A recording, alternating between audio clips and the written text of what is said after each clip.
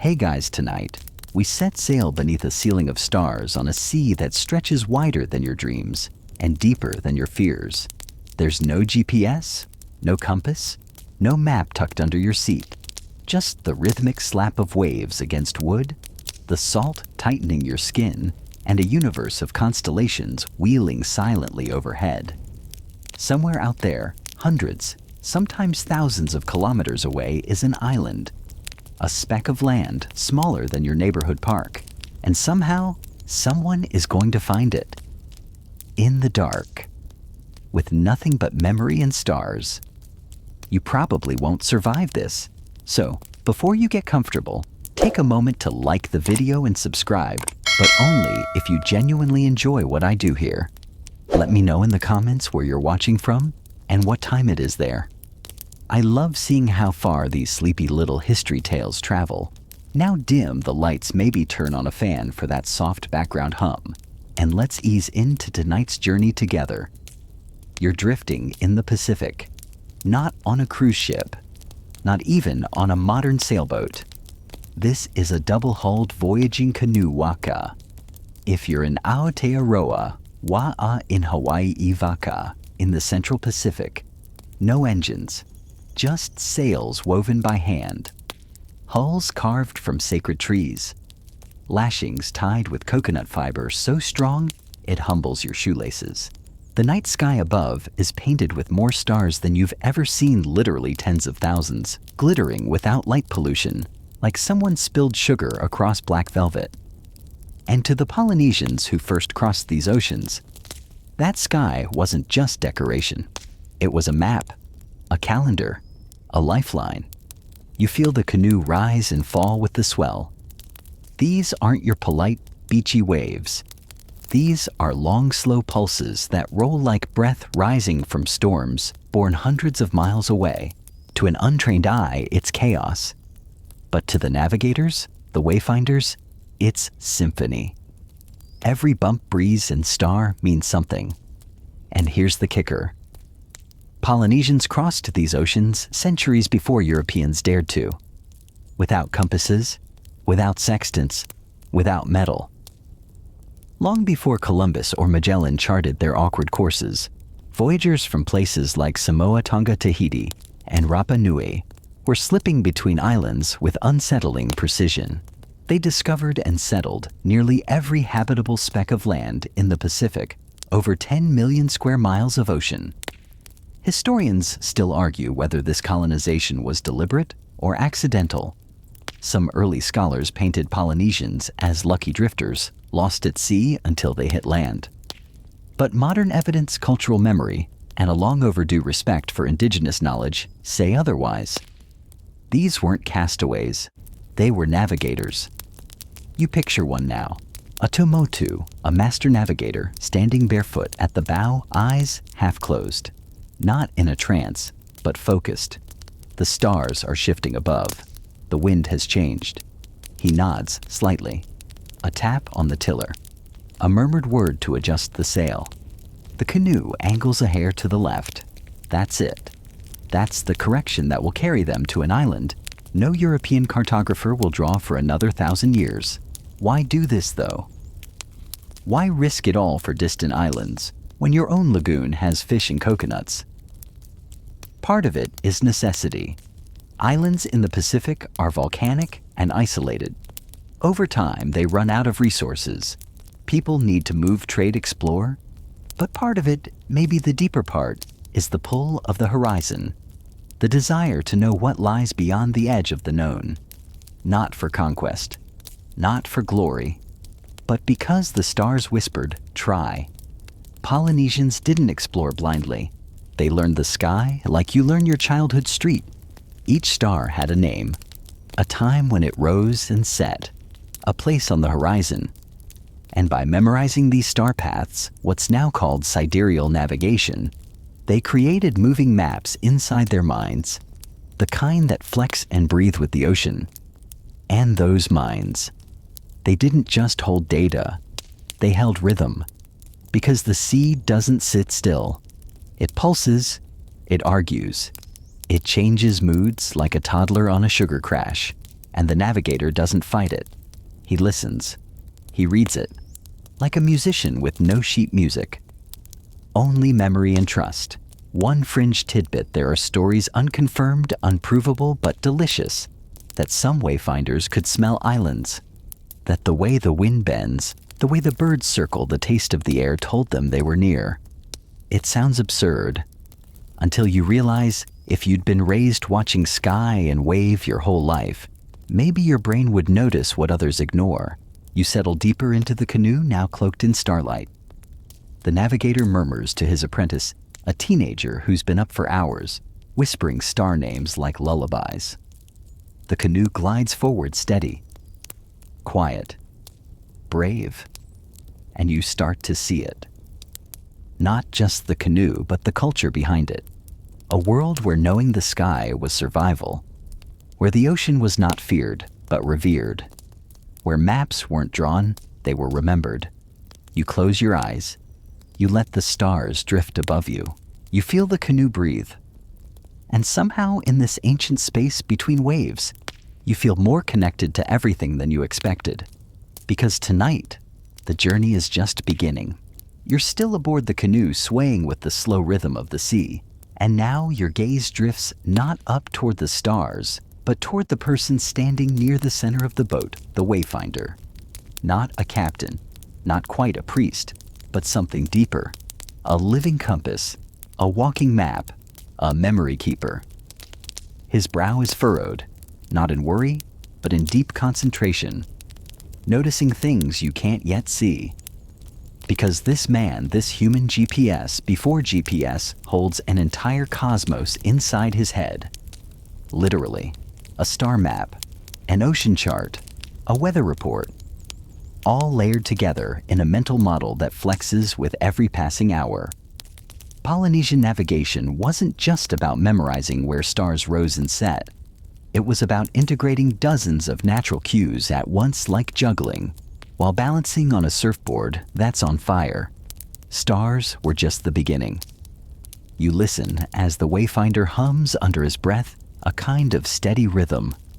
That's not a song. That's the memory scaffolding. Because to keep a star map in your head, you need something to hang it on, something rhythmic, repeatable. Polynesian navigators used chants and songs, sometimes called star compasses, where each line or beat corresponded to a direction or a star's rising point on the horizon. Think of it like a medieval sea shanty fused with Google Earth. Each star had its rising and setting point, fixed to a direction: east, southeast, west, northwest, and everything in between. So when, say, Altair rose on the starboard beam, the wayfinder knew they were still on course. Miss it by a hair, and over 1,000 kilometers you're missing your target by a country. And here's the wild part. The stars weren't just used for one-time checks. They were used constantly, like a scrolling screen. As the Earth turned and stars wheeled through the sky, navigators would hop from one to the next. A sort of celestial baton pass. They didn't need to see every star all night. They just needed to remember who came next. One mainstream fact: the Polynesian star compass often divides the horizon into 32 or more named points each, marking where a known star rises or sets. That's how precise it was. Not head kinda east, but sail toward the rising of Sirius, between this palm tree and that volcano. Historians still argue whether these systems were universal or localized.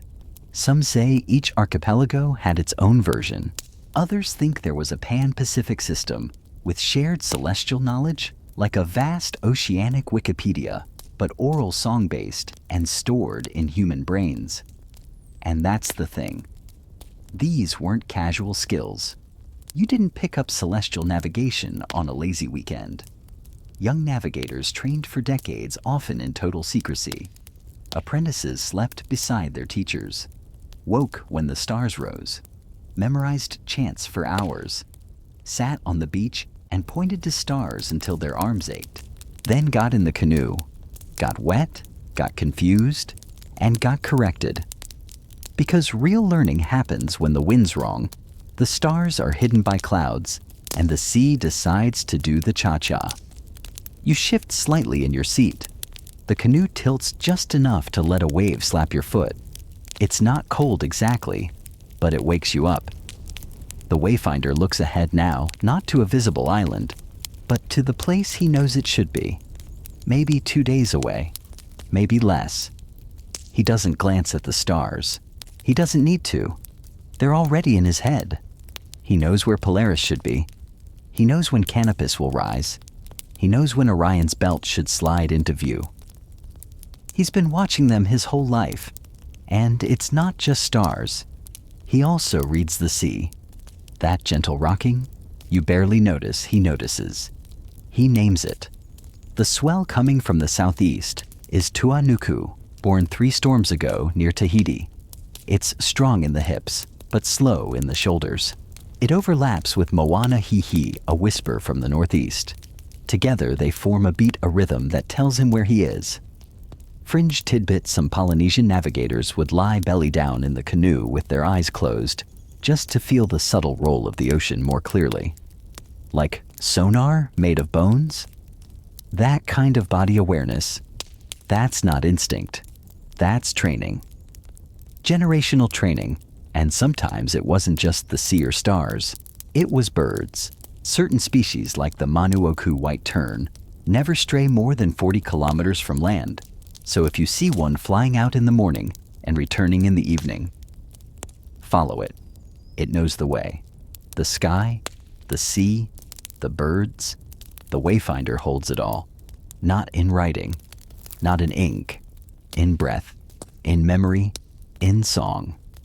And here's the part that makes your brain do a little backflip. These memory systems, they didn't just survive. They thrived for centuries without paper, without metal, without books. They were passed down across generations, mouth to ear, canoe to canoe, through chance, through hands pointing at stars, through quiet correction when the swell pulled wrong. You look up again, the sky is darker now, stars brighter, and suddenly you realize something. This isn't primitive. This is precision. This is expertise so deep it looks like magic.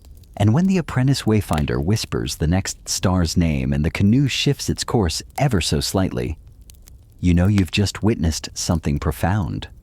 A map in motion, drawn in light, remembered in silence. Guided by stars that never needed paper, you wake before the sky fully light and still on the canoe, still somewhere between here and everywhere. The water is smooth now, glassy as a calm breath. It reflects a sky faded from indigo to soft ash blue stars, blinking out one by one like candles after a ceremony. And the wayfinder. He hasn't slept, at least not like you did. He may have dozed, sure. Maybe leaned back with his eyes half closed, rocking with the canoe. But even in that half sleep, he listens to the rhythm of waves, to the squeak of the outrigger, to the wind, always the wind. For him, awareness isn't something you put down and pick up. It's stitched into his skin. That's what this section is about: attention. The kind that never really stops. The kind that lives in your ribs. Because Polynesian navigation wasn't just stargazing and swell surfing. It was constant calibration. The wayfinder wasn't steering the canoe like a race car. He was feeling the ocean like a violinist, tuning each wave. It's not a stretch to say the canoe became a second skin. And remember, he didn't have a compass, no sextant, no logbooks, not even a map drawn in the sand. What he had was a kind of hyper-attunement, a soft focus awareness of at least a dozen different elements at once. Let's start with the swells. Ocean waves aren't random. They're not just up and down. They're messengers. They carry the memory of where they came from, storms hundreds of miles away, wind patterns from days ago. A skilled navigator can feel at least 2, sometimes 3 swells intersecting. One from the northeast, maybe. One from the south.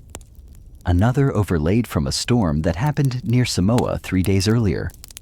The wayfinder can feel each of them, And know, for example, this island is northeast of the swell that's rocking the left side of the canoe. Historians still argue whether this kind of perception is learned or inherited, whether it's neuroplasticity shaped by a lifetime of practice or a biological gift honed over generations of seafaring ancestry. Maybe both. But the result is this. The wayfinder always knows where he is, not in coordinates, not in miles, in relationships. This island is east of that swell. That bird means land is north. This cloud formation means there's a reef nearby. That scent in the air, earthy like wet bark, means we're downwind of high forest. Here's a quirky tidbit: some navigators were trained to smell land. That's right. On clear days, certain volcanic islands give off a distinctive scent. Earth plants, even birds nesting in cliffs. To the untrained nose, it's just ocean. But to them, it's home before it's even visible. You feel your nostrils flare slightly now, as if trying to catch a trace of it yourself. And the sky. The sky's no slouch either. You already know the stars matter. But so does the color of clouds, their shape, their movement. High, smooth clouds can reflect land below. So when you see a pale shimmer on the underside of a bank of cumulus clouds, that might be an island, its forests reflecting back into the sky. Or look at seabirds circling. They often do it above reefs where fish gather. And reefs mean you're nearing shallow water. Something the navigator must factor in quickly unless you want your boat doing a surprise impression of a spoon hitting gravel. Then there's debris, floating sticks, bits of seaweed, even feathers. They're not just garbage, they're breadcrumbs. The further you are from shore, the rarer these become. But when you start seeing more driftwood that hasn't barnacled yet, you're getting close. Imagine navigating a world this way. No machines, no lines on maps, just motion-light memory instinct and patterns deep enough to make a mathematician sweat. And all of it alive.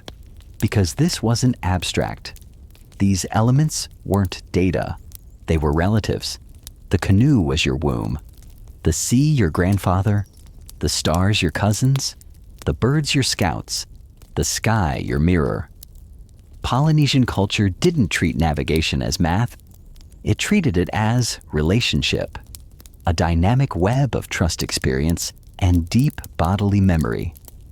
There's one more fringe tidbit before we glide on. Some Polynesian navigators believed that the island came to them. Let that sit for a second. They didn't think they traveled into a destination. They believed when done correctly, the island would rise up to meet their canoe. It was not arrogance, it was humility. A recognition that arrival was a mutual act between ocean and traveler. You blink at the horizon now, as if something might shimmer into view. Maybe it will, because the sun's nearly up. The swell has shifted again, and the wayfinder without a word nods to the apprentice, a tiny gesture, just enough to say it's time. And with that, the canoe adjusts slightly. A course correction so small you'd never notice, unless you'd been awake all night, feeling the pulse of the water like a lullaby. The island isn't in sight yet, but it's near. The wayfinder knows.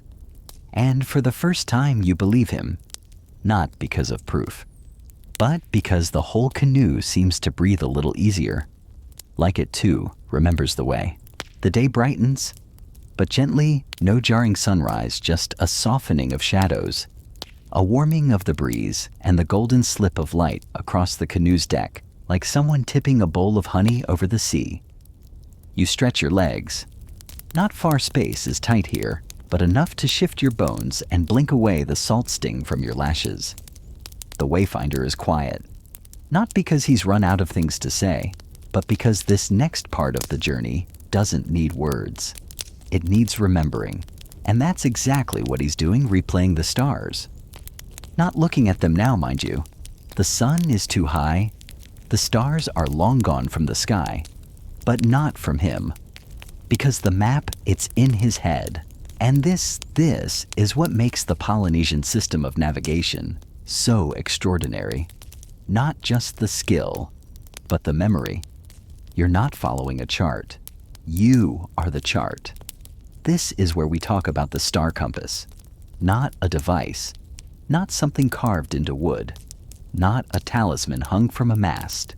It's an internal construct, a mental model that every wayfinder learns and perfects over years. A celestial memory palace. Here's how it works. You sit at the center of a circle, not metaphorically. You literally sit on the deck of the canoe and imagine the horizon as a circle divided into houses. Yes, houses, roughly 32 of them. Each house marks where a particular star rises or sets. These are not random stars either. Each one has a role, a personality, a seasonal function. Picture it a 360-degree memory wheel with names like Hikianalia, Sirius, Antares, and Capella, each assigned to a house. The wayfinder learns not just the names and positions, but the order in which they rise and set, because the pattern is everything. At night, while you sleep or stare at your toes, the wayfinder is watching. Not the whole sky, just one star at a time, noticing when it pops up in its house, how it climbs, how it fades. From this, he knows the direction of the canoe, without instruments, without math. Now, when dawn breaks, that sky is gone, but the memory remains, like tracing your finger along a map you saw once in a dream. The wayfinder remembers which stars rose where, which set last. He builds a lattice of headings in his mind. He carries the night sky forward like an internal GPS, but one powered by poetry and practice. Historians still argue whether this was truly precise navigation or mostly an elaborate form of dead reckoning with spiritual flourishes. But recent experiments using trained navigators from Micronesia and Hawaii have shown remarkable accuracy, like navigate 2,000 miles without a compass and hit a tiny dot of land kind of accuracy.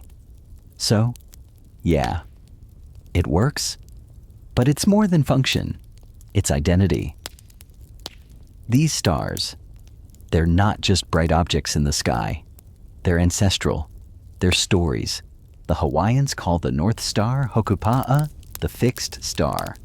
It anchors the compass. It never leaves. It's the elder at the family reunion who never moves from their favorite chair, but always knows who's late. Other stars come and go with seasons. Orion's belt signals the arrival of particular winds. The Pleiades, known as Matariki in Maori and Makali'i in Hawaiian, are tied to the beginning of the new year. Planting seasons, fishing tides. You're not just watching light, you're reading a calendar written across the cosmos. And the best part, this knowledge isn't locked in libraries or monasteries. It's passed person to person, voice to voice, around fire pits, on starlit decks, from elders to apprentices, often using chants, songs, even hand gestures that map out arcs of the sky. There's a rhythm to it, a musicality. Try this. Take your hand, hold it out at arm's length, and count how many fingers above the horizon the moon appears. That's an old Polynesian trick for measuring angles. It's not NASA precise, but it's see-true. And on the open ocean, that's all that matters. You might be wondering, how does one learn this? Do you just memorize every single star? Kind of. But it's gentler than cramming for an exam. You learn it the way you learn a lullaby, by hearing it over and over, by repeating it under your breath until it becomes part of your breath. There's a term in Hawaiian, nana ika, maka, observe with the eyes. It's more than looking. It's deep noticing, an invitation to let knowledge sink into the body, not just the brain. One navigator from Micronesia was once asked how he navigated in cloudy weather. He tapped his temple. He said, "The stars are still there. I see them inside." You sit with that for a second. Let it ripple. Because think of what that means, not just for navigation, but for life. You can hold orientation inside you, Even when the sky goes blank, you don't panic when the clouds roll in. You remember. You trust. That's what the Wayfinder does now. The wind is shifting. A new current tickles the hull. And without a word, he leans, adjusts the sail, and you feel the canoe breathe. It bends to the new path like a dancer moving with unseen music. You glance up. No stars. But the rhythm. The rhythm is still there. The canoe glides forward with barely a splash now, like it's being pulled along silk rather than sea. You sit still blinking at the horizon, but your thoughts are elsewhere. Because at this point in the voyage, it's not about where you are, it's about how you know. And that's when your mind drifts back to something small. Almost laughably simple. A bird. No sextants, no GPS. Just a little feathered clue with wings like whispers and instincts sharper than steel. Because after stars birds were one of the great secrets of Polynesian navigation. Let's take a moment to appreciate this. You're on a canoe in the middle of the Pacific, more ocean than most of us can fathom. No landmarks, no road signs, just wave after wave after wave. And then suddenly, a tern flies by. That tern might be more helpful than any map. See, Polynesian wayfinders didn't just observe birds casually. They studied them obsessively. They knew which birds never strayed far from land, which could sleep on the waves, which liked to head home each night. If you saw a naughty tern circling, land was close. If you spotted a frigate bird, land might be farther because those birds can soar for days, but the direction it wasn't flying, that was land. One traditional technique used in finding new islands was to bring birds with you. Yes, like little avian navigators in training. When you thought you might be close to land, you'd release one.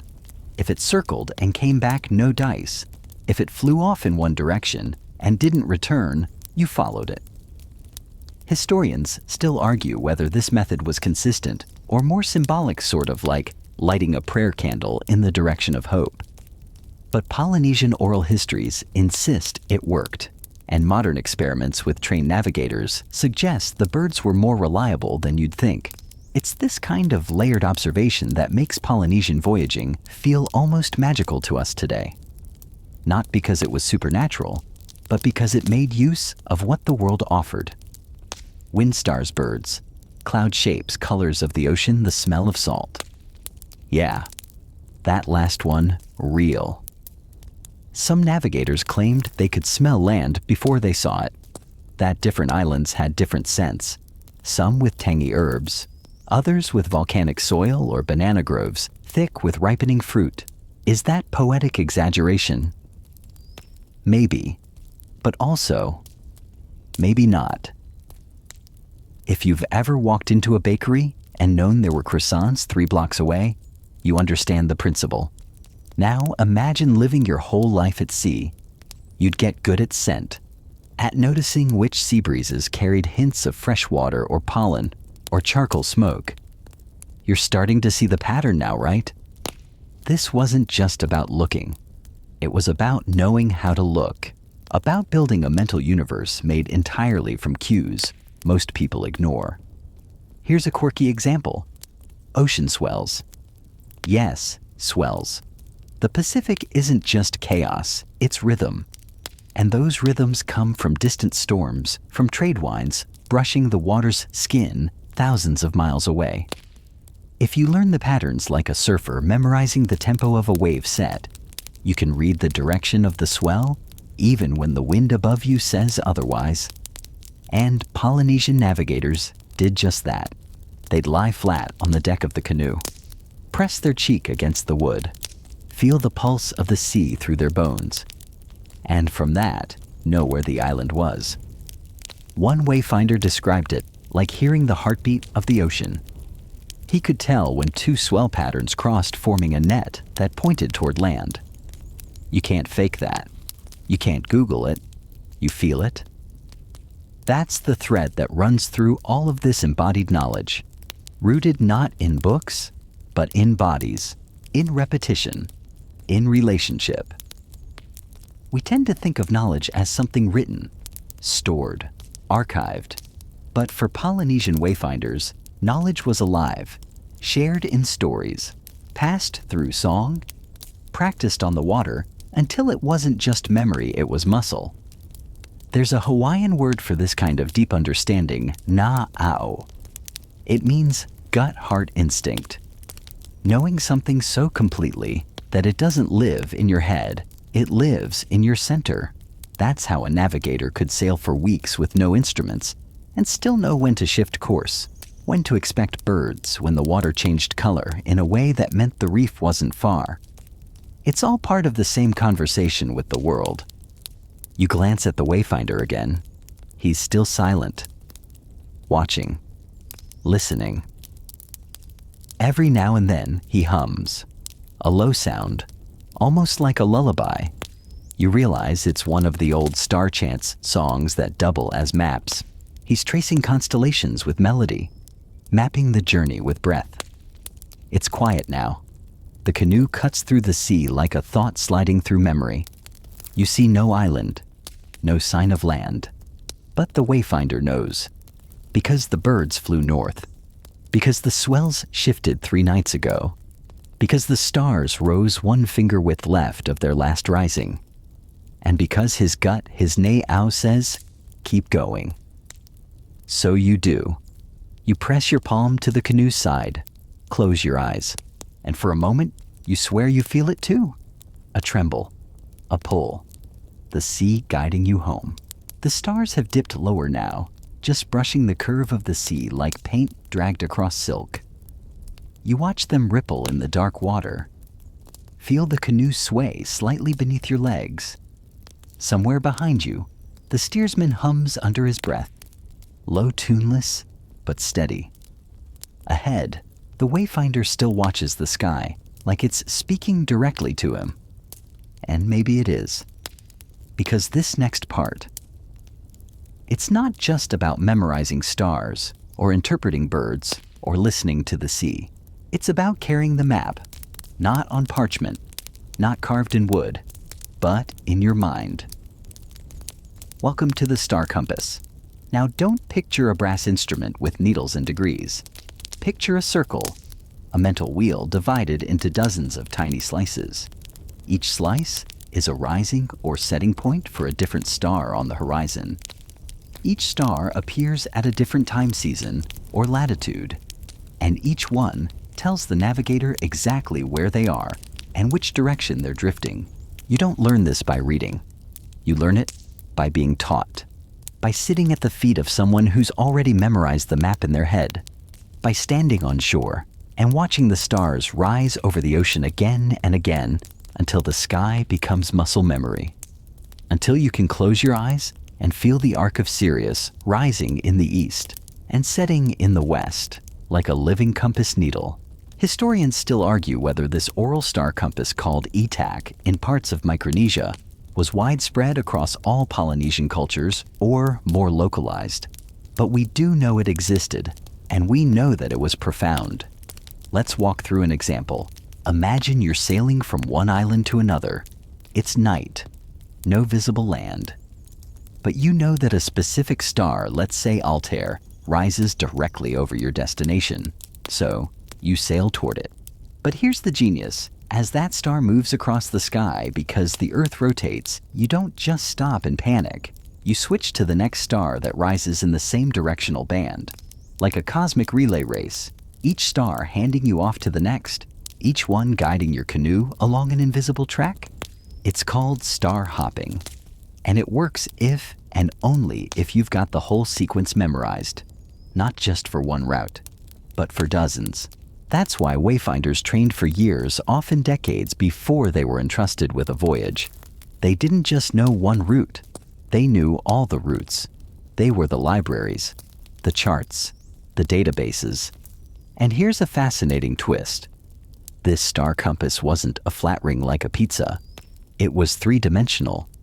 Because the wayfinder also had to know the height of each star, how high it sat above the horizon at different points in the journey. And that meant layering angles, timing, and memory into a living, breathing 3D map. It's like trying to remember 50 different subway maps all overlapping.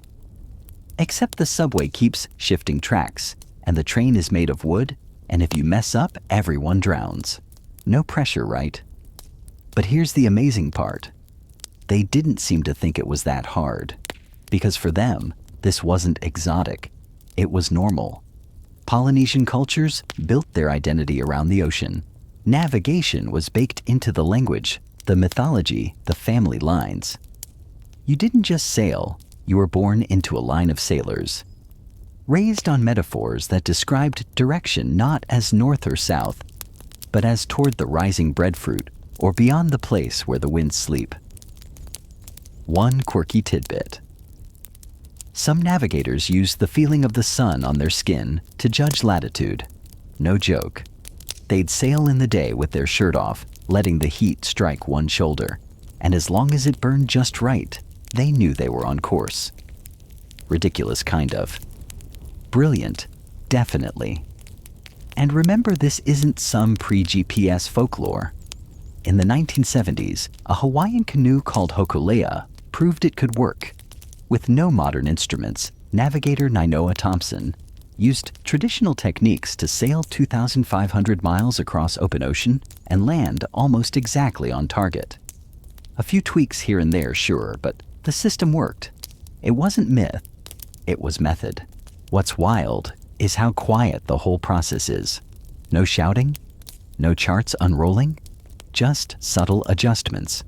A tilt of the paddle, a murmured chant, the shift of the steersman's hand tracing the swell under moonlight. You think back to that compass now. The stars overhead, the arc of the horizon, the feeling of space turning. And it starts to make sense, not just the logic of it, but the intimacy. This was never about conquering the ocean. It was about being in conversation with it, a relationship, a rhythm. Like dancing with a partner who never quite leads the same way twice, but always trusts you'll know the next step. That's why the star compass lived in the mind, because only the mind could adjust fast enough. Only the mind could hold the story of the sea, because that's what it was in the end. A story of where you were, where you're going, and how the light between the two can guide you home. You tilt your head now, letting the wind brush your cheek. The stars are turning. A new one has risen. Maybe it's your next marker. Maybe it's just there to remind you the sky is never still. Either way, you note its place and keep going. You're still afloat, though the ocean around you has changed. The stars shift. The wind breathes in a slightly different rhythm, and your hands rest easier on the side of the canoe. You've learned the map in your head, or at least started to. But the sky isn't the only voice speaking out here. The sea speaks too. And the best navigators, they know how to listen. Tonight, we drift into another layer of traditional Polynesian wayfinding, one that's less about stars and more about swells. Because these ancient seafarers didn't rely on just one element. They read the entire environment like a multi-sensory novel. And one of the most remarkable chapters, ocean swells. Big slow waves that move across thousands of miles without breaking, like deep steady breaths beneath the boat. You learn to feel them. Literally. Lie down in the hull. Eyes closed, arms spread slightly to touch the canoe sides. There's no noise out here except the water's pulse. And slowly, you start to notice there's a rhythm. A roll that comes from one direction. Then another lighter, shorter one that's riding at a slant. Each swell carries information. And the key isn't blocking one out, it's layering them. Historians still argue whether early Polynesians could truly memorize multiple overlapping swell directions, or whether the effect was more intuitive. But traditional wayfinders claimed it directly they felt when their boat drifted off course, not by looking, but by how the swells nudged the hull differently against the grain of the canoe's motion. That's why they often sailed with their eyes closed during training. Not as a party trick, as practice, because when the sky was clouded or when storms swallowed the horizon, the sea remained. and the sea could tell you everything. Here's a quirky detail experienced navigators could tell when they were approaching land, long before it was visible. Not from smell, not from birds, but from reflected swells. That's right. Waves bounce off islands, even low ones, and travel back toward the open ocean in distinct angles. So if you knew your original swell direction, say from the northeast, and you suddenly started feeling a faint return swell from the west, you knew something was out there. Maybe still 100 miles off, but something. It's like echolocation, but with your spine. And there's more. Floating debris, a sprig of pandanus, a coconut husk, seaweed shaped like the kind that only grows near certain reefs. Not proof, but suggestions. Clues dropped like breadcrumbs by the land itself. One wayfinder described the sea as full of paths if your skin knows how to listen. And it's not just physical sensation. The language of waves extends to sound. A change in the splash beneath the outrigger, a different pitch in the way the paddle bites water. Even the slap of the canoe against a cross-current can be a kind of Morse code, telling you to adjust a few degrees or brace for a current pulling southeast. Imagine living in that level of attention. Modern sailors would reach for an app. These navigators reached for their memory, for their senses, for the songs. Yes, songs. Because in many Polynesian cultures, entire voyages were encoded into chant and melody. A string of verses that, when sung in order, recalled not just directions, but the feel of the journey. The stars overhead, the islands past, the way the clouds looked when you neared a certain reef. It's navigation as storytelling, or storytelling as navigation. And those songs weren't written down. They were passed mouth to ear, generation to generation, each navigator adding their verses, or rearranging the sequence based on what they learned. It's like an oral GPS system, but one that sings back. One recorded chant from the Caroline Islands lists over 30 rising and setting stars in sequence, paired with corresponding ocean swells, types of cloud formations, and even spiritual impressions. It's a map, a diary, and a prayer all at once. And it was all carried in the head, or rather, the body. Because what you begin to realize is that for Polynesian navigators, memory wasn't just a mental process, it was embodied. They didn't just recall the sea, they became fluent in its grammar. The way you know how to walk or hum your favorite tune without thinking, it wasn't learned, it was absorbed. That's why the training was so immersive. Young navigators, often boys chosen from particular families, would spend years shadowing a master. No notes, no pens, just constant practice. Watching how the sky moved, listening to how the water sang against different wood, sleeping under the open air, waking with the sun's arc already etched behind the eyes. And here's something lovely. They didn't call it school. They called it remembering the path. Because for them, the stars and waves weren't external tools, they were kin. Part of the family. The sea wasn't a danger to overcome, it was a grandparent's voice humming beneath the hull. So when you think about Polynesian wayfinding, don't picture trial and error. Don't imagine someone paddling into the blue and hoping for luck. Picture instead a person who knew where they were, even without seeing land, because the world around them never stopped telling them. They just knew how to listen. And you start to wonder what you're missing when you tune out the wind, the street noise, the rhythm of your own breath. Because even here, wherever you are, there are swells. Some literal, some not. And maybe, just maybe, your skin is smarter than you think. You lie back now, eyes up the canoe rocking gently. The stars are beginning to shift again. The swell has steadied, and beneath it all, you feel the rhythm. Steady, unseen, trustworthy. The canoe glides on, and your body's finally starting to trust it. Not just the canoe itself, but the space it floats through. The ocean, once overwhelming, now feels almost familiar. Not because it's smaller, but because you've learned how to see it. Or rather, how not to. Because now we come to one of the strangest, most beautiful secrets of Polynesian wayfinding. The map lives in your mind. You've heard that before, maybe. That navigators didn't use compasses or charts, that they stored entire routes in memory. But this wasn't rote memorization. It was something more mysterious, and in some ways more sophisticated. They called it atak in the Micronesian tradition. It's a concept that doesn't quite translate, but let's try. You're sailing between islands, say from point A to point B. You're not looking at a fixed grid. You're looking at movement. In the atak system, the canoe doesn't move, the islands do.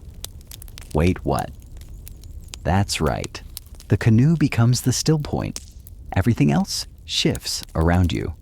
The stars rotate, the ocean rolls, and distant islands slide past imagined markers, typically stars or reference points in the sky. As each one passes a certain line or rises to a certain height on the horizon, you tick off another atak. It's like crossing mile markers, but without the miles. Or the markers, or the roads. It's all internal.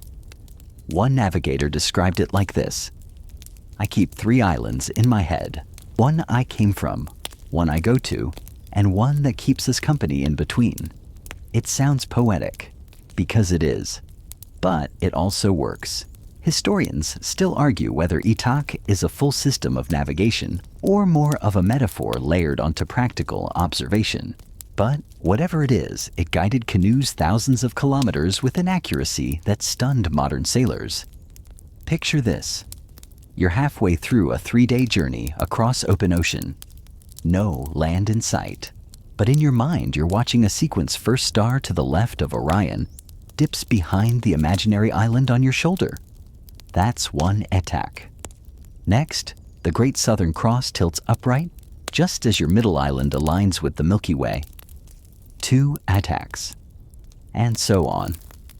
It's less like sailing a route and more like inhabiting one. But here's the kicker. You don't do this alone. Traditional navigation was almost always taught in community. You traveled with elders, siblings, uncles, cousins. Each had a role. One steered, one watched the stars, one sang. One slept and woke in time to swap in, because everyone had to rest eventually, even when you're trying to remember 50 star paths and 6 overlapping swells.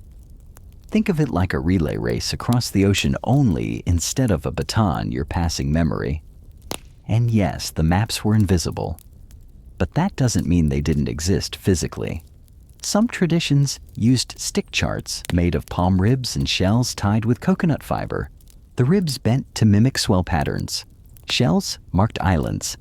These weren't used at sea. They were study aids, memory joggers. You'd learn the patterns, then leave the chart behind and carry the shape in your head. And they weren't maps in the Western sense. They didn't show scale, or orientation, or even consistency. But they felt true. And once internalized, they shaped how you understood the sea. That's something we often forget in modern life. Memory isn't just a filing cabinet. It's a landscape, a living one. And for Polynesian navigators, the ocean wasn't a void. It was a place dense with signs, markers, personalities. Each route had a flavor, a voice, a memory of past voyages layered into the present one. The sea wasn't a flat blue ribbon to cross. It was home. And that's perhaps the greatest mystery of all. These journeys weren't always about conquest, or exploration, or proving a point. They were about return, finding home again. Not just a physical island, but a way of being in the world that made sense. That aligned, because many of these voyages followed known routes, paths generations old. You didn't just find Hawaii, you remembered it. Through chance, through the swell underfoot, through how the stars blinked against the horizon on a certain kind of night. This is where the idea of the map in your head becomes more than metaphor. It becomes spiritual. You don't just memorize coordinates, you become them. The island isn't just ahead of you, it's inside you. Your breath remembers it. Your spine leans toward it. Your sleep dreams of it even before the land appears. It's no wonder navigators were often revered, not because they had superpowers, but because they trained for years to do something most people had forgotten how to do: to notice, to listen, to hold complexity without clinging, to let the map live inside your ribs and trust it enough to follow. You shift now in your imaginary canoe, the stars reflecting in the water like tiny windows into older stories. You can almost feel the ETACs ticking off inside your chest, not in sequence, but in rhythm. The next one is close, not because of the horizon, but because your body says so. And honestly, that's enough. You've sailed a long way by now, across imagined waters, through star-patterned skies, and deeper into the minds of people who once saw the ocean not as a barrier, but as a bridge.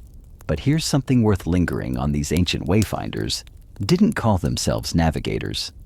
They were readers of the sea, interpreters, memory bearers. And what they carried wasn't just direction, it was story. Because every voyage meant something. It wasn't just about arriving, it was about why you went. And now, as night settles more firmly around your mental canoe, the stars crisp and bright. You feel the hush of that truth press a little closer. Let's talk about one particular kind of map, one that didn't use shells or sticks, but songs. That's right, chant maps. Imagine this: you're a young student of wayfinding, maybe 12 years old, sitting at your grandfather's feet. The sky is open above you. The sea murmurs in the background, and he begins to sing. Each verse names a star. Each chorus names a swell, and woven between them islands, currents, wind calls, cloud shapes. You listen, and you memorize, not with flashcards or diagrams, but with your whole body. You walk while chanting, paddle while chanting, sleep with the rhythm echoing in your chest. It becomes a part of you, and before long the chant becomes something more than a song.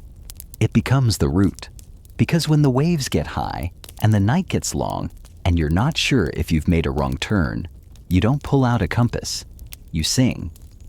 And as you sing, you remember where you are? You feel the stars shift above you and know when to adjust the sail.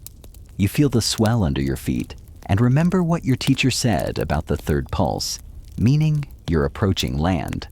Not visible land, expected land. Imagined land that proves to be real because you trusted it long enough. Historians still argue whether chant maps were universally used or mostly ceremonial, if they were road maps or lullabies. But that debate misses something essential: they worked.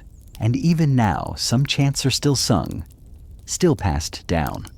Not in classrooms, but on beaches under stars in small communities, trying to remember what the ocean once whispered before GPS dulled our ears. Here's another piece: the navigation schools of old weren't just academic. They were sacred. On islands like Satawal in Micronesia, wayfinding knowledge was often guarded, passed only to select apprentices. The title of Palu Master Navigator wasn't taken lightly.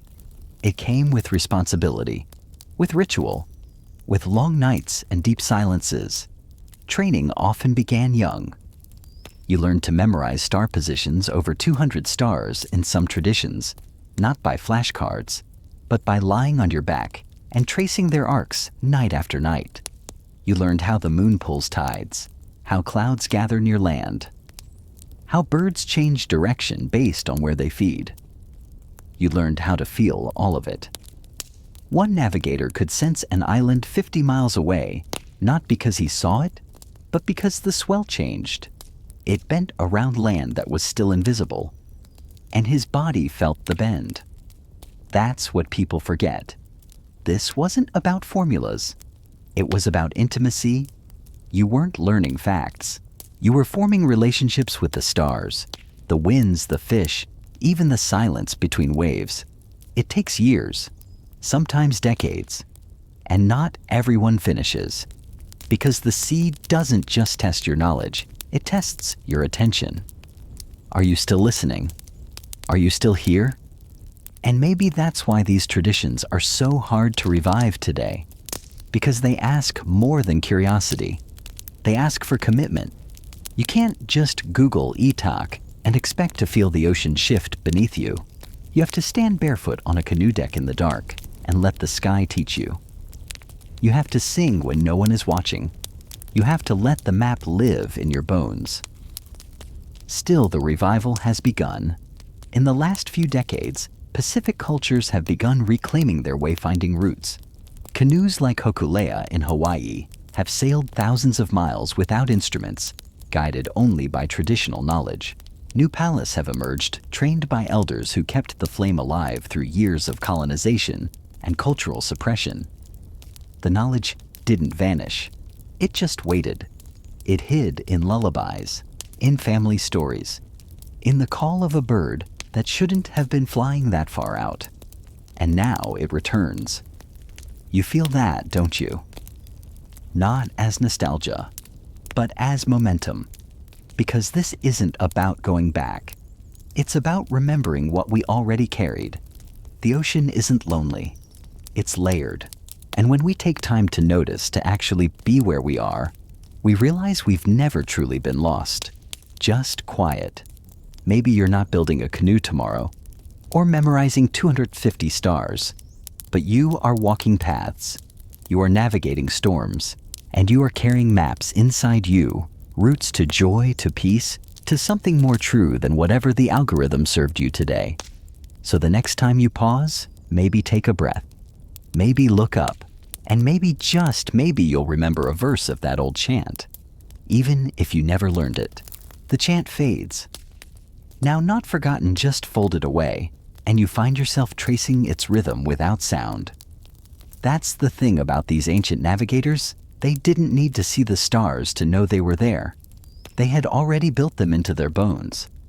And now, with the sea stretched wide before you, and dawn just teasing the edge of the sky, you begin to feel what that means. Let's step back onto the canoe one last time. You're not alone. Around you, a crew of quiet men and women, all barefoot, all listening. No one shouts. No one counts degrees. Instead, someone nods at a star just rising in the east. Another squints at the color of the clouds forming on the horizon. And the captain, your teacher, the Palu, places a hand on the hull. Just rests it there, feeling the shape of the wave beneath. This is the final test, not to arrive, but to trust. Because navigation at this level isn't about confidence. It's about surrender. It's about admitting that you can't know everything and still choosing to move forward anyway. That's the hardest part. Even now, with weather models and nautical charts and satellite images, the sea humbles us. It reminds us that some truths aren't written down. They're lived. They're felt. They're whispered through tides and tested in silence.